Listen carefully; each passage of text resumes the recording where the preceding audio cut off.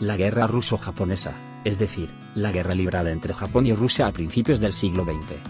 En el artículo anterior expliqué cómo terminó la guerra ruso-japonesa con la repulsa del ataque ruso en la batalla de Koutai.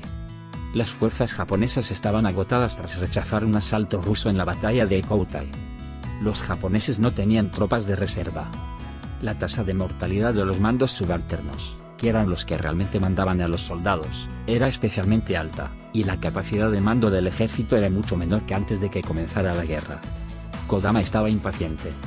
Si las cosas seguían como estaban, la guerra no podría continuar. También se había enterado por los servicios de inteligencia de que la situación interna en Rusia era inestable. En cualquier caso, era obviamente una tontería esperar hasta que Rusia hubiera reforzado su ejército. Japón necesitaba hacerse con una victoria contundente, y poner fin a esta guerra diplomáticamente antes de que llegaran los refuerzos rusos. Kodama estaba preparado para librar una gran batalla contra los rusos en Mukden. Cuanto más tiempo pasara, más poderoso se volvería el ejército ruso. Kodama, que estaba planeando la operación, por supuesto lo sabía. Esta batalla era claramente una farsa. Kodama no tenía pruebas de que pudiera ganar. Pero no tenía elección. Rusia, que parecía tener un suministro inagotable de tropas y armas para el ejército japonés, también estaba agotada. El 22 de enero de 1905, el ejército abrió fuego repentinamente contra la población de la capital, San Petersburgo, que estaba en huelga masiva. Fue el llamado Domingo Sangriento. Este incidente desencadenó la primera revolución rusa. Las huelgas que tuvieron lugar en Rusia también comenzaron en Porad y Finlandia, que estaban bajo su control. Por esta razón, Rusia tuvo que gastar un número considerable de personas para mantener la seguridad. Además, el ambiente de pesimismo en el país estaba en su punto álgido tras las sucesivas derrotas en una serie de guerras. Rusia ya no estaba preparada para la guerra. Kodama ideó un plan para rodear Mukden. Las fuerzas japonesas contaban con 250.000 efectivos, mientras que las rusas sumaban 310.000. Habría sido difícil determinar las cifras exactas en aquel momento, pero Kodama sabía que había menos tropas japonesas que rusas.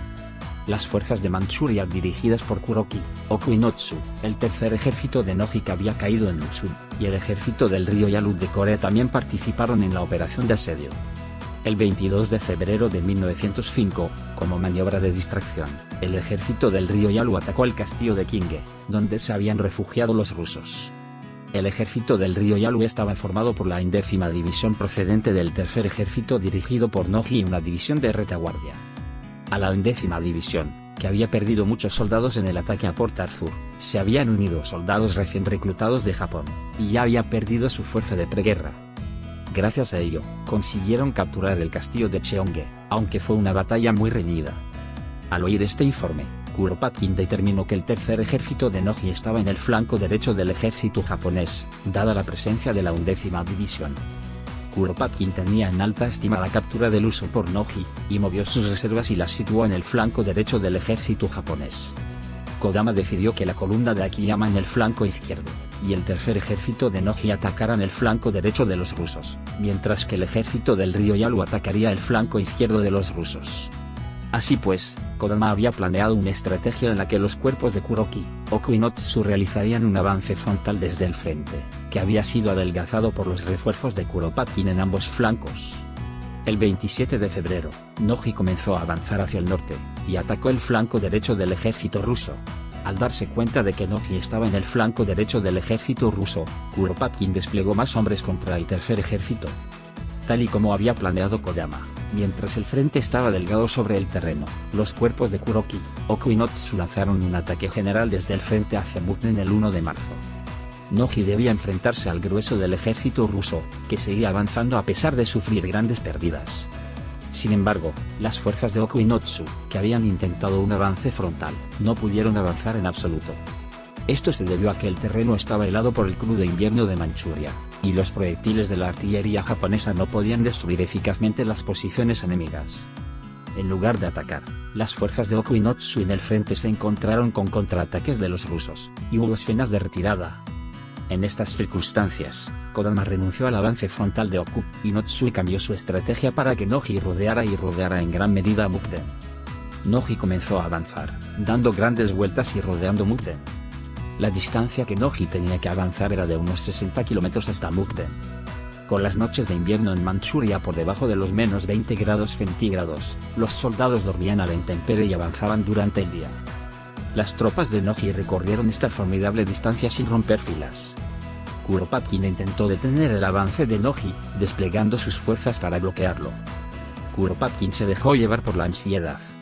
Esto se debió a que no importaba cuántas veces enviara a su caballería en misiones de reconocimiento para comprobar las fuerzas de reserva japonesas, nunca podía averiguar dónde estaban las fuerzas de reserva japonesas. Esa era una de las razones. Japón no tenía fuerzas de reserva. El sentido común de Kuropatkin no podía concebir que los japoneses lanzaran una batalla de esta magnitud sin reservas a mano. Por lo tanto, Kuropatkin creía que Noji debía tener más de 100.000 soldados. El tercer ejército de Noji también luchó sin oposición contra la gran fuerza de Kuropatkin, estrechando gradualmente el cerco. El 6 de marzo, Kuropatkin dirigió su ejército, que luchaba contra Okuinotsu al frente, contra Noji. Noji se enfrentaba a un ejército aún mayor y se encontraba en grandes dificultades. Las fuerzas japonesas estaban siendo presionadas en todos los frentes, y se encontraban en un verdadero estado de colapso. No obstante, Kodama ordenó al segundo y cuarto ejércitos que avanzaran, y estaba decidido a tomar Mukden. El 7 de marzo, Kropotkin ordenó repentinamente la retirada. Temía que Noji sitiara Mukden. Pensó que Noji todavía tenía una fuerza de reserva intacta. Esto sorprendió al general Oyama y al jefe del Estado Mayor Kodama del ejército japonés. En respuesta, las fuerzas de Okuinozu avanzaron y lograron capturar Mukden. Kuropatkin también perdió Mukden, que había designado como su último punto de defensa. Pero eso no fue todo lo que perdió. Durante la marcha de retirada, el orden en el ejército ruso se derrumbó, y proliferaron los saqueos y la violación de las órdenes a los superiores. Ya no era una fuerza militar. Por lo tanto, Kropotkin abandonó su punto de retirada original en Tieling y huyó más al norte. Los japoneses quisieron perseguirlos, pero se quedaron sin balas y solo pudieron ver cómo los rusos se retiraban con facilidad. Los japoneses sufrieron 75.000 bajas en la batalla. Los rusos también sufrieron 90.000 bajas, incluyendo prisioneros de guerra. Kodama pensó. El avance del ejército japonés había llegado a este punto, y ahora era el momento de una tregua diplomática para ganar la partida. Los rusos también destituyeron a Kuropatkin de su puesto de comandante en jefe, aunque lo anunciaron como un revés estratégico después de la batalla. Fue una medida personal equivalente a admitir la derrota. El zar Nicolás II de Rusia aún tenía esperanzas. El ejército ruso tiene 2 millones de soldados. Dijo que si la flota del Báltico podía derrotar a la flota aliada, la situación volvería a cambiar. El resultado de la guerra lo decidiría la batalla entre la flota combinada de Japón y la flota del Báltico de Rusia. En el próximo artículo, explicaré el gran viaje de la flota del Báltico de Rusia.